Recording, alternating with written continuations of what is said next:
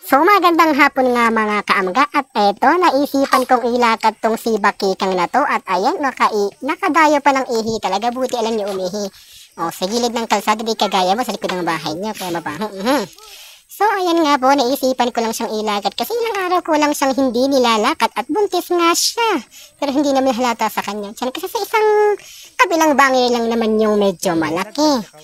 At nga ba, share ko lang na dito sa amin sa Amganad, masarap pala mag-alaga ng mga kung ano-anong hayop, magdala ka ng elepante, dinosaur.